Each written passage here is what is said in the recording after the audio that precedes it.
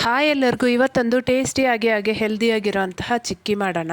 ಮಕ್ಕಳೇನಾದರೂ sweet ಕೇಳಿದಾಗ ಈ ರೀತಿ ಮಾಡಿ ಇಟ್ಕೊಂಡ್ರೆ ಒಂದು ವಾರದವರೆಗೂ ಸ್ಟೋರ್ ಮಾಡಿ ಇಟ್ಕೋಬೋದು.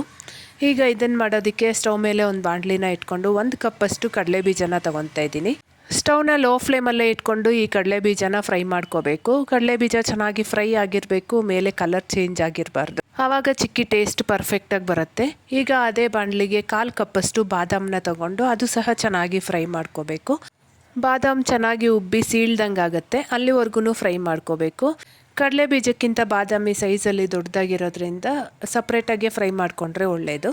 ಕಡಲೆ ಬೀಜ ಎಲ್ಲ ತಣ್ಣಗಾದ್ಮೇಲೆ ಮೇಲೆ ಸಿಪ್ಪೆನ ಈ ರೀತಿ ನೀಟಾಗಿ ತೆಗೆದಿಟ್ಕೋಬೇಕು. ನೋಡ್ತಾ ಇದ್ರೆ ಗೊತ್ತಾಗ್ತಾ ಇರ್ಬೋದು ಕಡಲೆ ಬೀಜ ಎಷ್ಟು ಪರ್ಫೆಕ್ಟಾಗಿ ಫ್ರೈ ಆಗಿದೆ ಅಂತ. ಮಿಕ್ಸರ್ ಜಾರ್ಗೆ ಕಡಲೆ ಬೀಜ ಮತ್ತು ಬಾದಾಮನ್ನ ಹಾಕ್ಕೊಂಡು ಪಲ್ಸ್ ಮೋಡಲ್ಲಿ ಗ್ರೈಂಡ್ ಮಾಡ್ಕೋಬೇಕು. ಒಂದೇ ಸರಿ ಗರ್ರ ಅಂತ ತಿರುಗಿಸಿದ್ರೆ ಎಣ್ಣೆ ಬಿಟ್ಕೊಂಡ್ಬಿಡತ್ತೆ. ಅಷ್ಟೇ ಅಲ್ಲದೆ ಕಡಲೆ ಬೀಜ ಬಾದಾಮಿ ತಣ್ಣಗಾದ್ಮೇಲೆ ಗ್ರೈಂಡ್ ಮಾಡಬೇಕು. ಪಾಕ ಮಾಡೋ ಮುಂಚೆನೇ ನಾನೊಂದು ಪ್ಲೇಟ್ಗೆ ತುಪ್ಪನ ಸವರಿ ಇಟ್ಕೊತಾ ಇದ್ದೀನಿ. ಈಗ ಸ್ಟವ್ ಮೇಲೆ ಬಾಣಲಿನ ಇಟ್ಕೊಂಡು ನಾವು ಕಡಲೆ ಬೀಜ ತಗೊಂಡಿದ್ದ ಕಪ್ಪಲ್ಲೇ 1 ಕಪ್ಪಷ್ಟು ಬೆಲ್ಲ ತಗೊಂಡು ಅದಕ್ಕೆ ಒಂದು 2 ಸ್ಪೂನಷ್ಟು ನೀರು ಹಾಕ್ಕೊಂಡು ಪಾಕನ ರೆಡಿ ಮಾಡ್ಕೋಬೇಕು. ಪಾಕ ಮಾಡ್ಕೊಳ್ಳೋವಾಗ ಸ್ಟವ್ನ ಯಾವುದೇ ಕಾರಣಕ್ಕೂ ಹೈ ಫ್ಲೇಮಲ್ಲಿ ಇಡಬೇಡಿ, ಲೋ ಫ್ಲೇಮಲ್ಲಿ ಇಟ್ಕೊಂಡೇ ಮಾಡ್ಕೋಬೇಕು. ಪಾಕನ ಮಧ್ಯದಲ್ಲಿ ಒಂದೊಂದು ಸರಿ ಈ ರೀತಿ ಚೆಕ್ ಮಾಡ್ಕೊತಾ ಇರಬೇಕು. 1/4 ಕಪ್ ಕಡಲೆ ಬೀಜ ಮತ್ತು ಬಾದಾಮ್ಗೆ 1 ಕಪ್ಪಷ್ಟು ಬೆಲ್ಲ ತೊಗೊಂಡ್ರೆ ಸ್ವೀಟ್ ಕರೆಕ್ಟಾಗಿರುತ್ತೆ. ಈ ಚಿಕ್ಕಿ ಮಾಡೋ ಫುಲ್ ಪ್ರೋಸೆಸ್ನ ಲೋ ಫ್ಲೇಮಲ್ಲೇ ಇಟ್ಕೊಂಡು ಮಾಡ್ಕೋಬೇಕು. ನೋಡಿ ನನಗೀಗ ಪಾಕ ಪರ್ಫೆಕ್ಟಾಗಿ ಆಗಿದೆ. ಈಗ ಈ ರೀತಿ ಸ್ವಲ್ಪ ಪಾಕನ ತಗೊಂಡು ನೀರಲ್ಲಿ ಹಾಕಿ ಒಂದು ಸ್ವಲ್ಪ ಕಟ್ ಮಾಡಿದಾಗ ಟಕ್ ಅಂತ ಮುರಿಬೇಕು.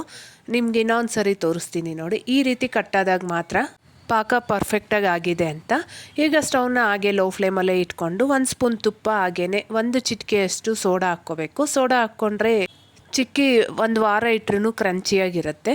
ಈಗ ಇದೆಲ್ಲ ಸ್ವಲ್ಪ ಮಿಕ್ಸ್ ಮಾಡಿಕೊಂಡು ನಾವು ಪುಡಿ ಮಾಡಿ ಇಟ್ಕೊಂಡಿರೋ ಅಂಥ ಕಡಲೆ ಬೀಜ ಹಾಗೆ ಬಾದಾಮಿ ಮಿಶ್ರಣ ಹಾಕ್ಕೊಂಡು ಚೆನ್ನಾಗಿ ಮಿಕ್ಸ್ ಮಾಡ್ಕೋಬೇಕು. ಸ್ಟವ್ ಲೋ ಫ್ಲೇಮಲ್ಲೇ ಇರಬೇಕು. ಮಿಕ್ಸ್ ಮಾಡ್ತಾ ಮಾಡ್ತಾ ಇದೆಲ್ಲ ಚೆನ್ನಾಗಿ ಒಟ್ಟುಗೂಡ್ಕೊಂಡು ತಳ ಬಿಡೋಕ್ಕೆ ಶುರುವಾಗುತ್ತೆ.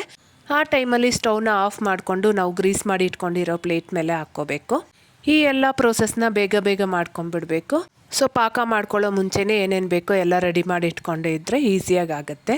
ಇಲ್ಲಿ ಒಂದು ಕಾಮಿಡಿ ಏನಂದರೆ ನನ್ನ ಮಗ ಕರೆಕ್ಟ್ ಟೈಮ್ಗೆ ಚಪಾತಿ ಕೋಲ್ ಇಟ್ಕೊಂಡಿದ್ರೆ ಅದನ್ನ ಎತ್ಕೊಂಡು ಹೊಟ್ಟೋಗಿದ್ದ. ಈ ಮಕ್ಕಳೇ ಅಷ್ಟಲ್ವಾ, ನನ್ನ ಕೈಗೆ ಸಿಕ್ಕಿದ ಕಪ್ಪಲ್ಲೇ ಒಂದು ಸ್ವಲ್ಪ ಸ್ಪ್ರೆಡ್ ಮಾಡಿಕೊಂಡು ನಂತರ ಚಪಾತಿ ಕೋಲ್ನ ಹುಡ್ಕೊಂಬಂದು ನೀಟಾಗಿ ಸ್ಪ್ರೆಡ್ ಮಾಡ್ಕೊತಾ ಇದ್ದೀನಿ. ಸದ್ಯಕ್ಕೆ ಬೇಗನೆ ಸಿಕ್ತು. ಈಗ ಒಂದು 2 ನಿಮಿಷ ಹಾಗೆ ಬಿಟ್ಟು ಇದೆಲ್ಲ ಸ್ವಲ್ಪ ಬಿಸಿ ಇರೋವಾಗೇ ಚಾಕುವಲ್ಲಿ ನಿಮ್ಗೆ ಯಾವ ಶೇಪಿಗೆ ಬೇಕೋ ಆ ಶೇಪ್ಗೆ ಈ ರೀತಿ ಮಾರ್ಕ್ ಮಾಡಿ ಇಟ್ಕೋಬೇಕು. ಗಟ್ಟಿ ಆಗಿಬಿಟ್ರೆ ನಮಗೆ ಬೇಕಾಗಿರೋ ಶೇಪ್ಗೆ ಕಟ್ ಮಾಡೋಕ್ಕಾಗಲ್ಲ. ಬಾದಾಮ್ ಹಾಕಿರೋದ್ರಿಂದ ಟೇಸ್ಟ್ ಮಾತ್ರ ತುಂಬ ಚೆನ್ನಾಗಿತ್ತು. ಅಷ್ಟೇ ಅಲ್ಲದೆ ಬಾಯಲ್ಲಿ ಹಾಕ್ಕೊಂಡು ಕಚ್ಚಿದ್ರೆ ಟಕ್ ಅಂತ ಕಟ್ಟಾಗ್ತಾ ಇತ್ತು, ತುಂಬ ಚೆನ್ನಾಗಿತ್ತು.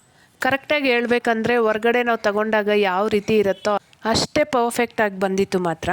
ಈಗ ಇದು ಒಂದು ಅರ್ಧ ಗಂಟೆ ಆದಮೇಲೆ ಚೆನ್ನಾಗಿ ತಣ್ಣಗಾಗಿದೆ.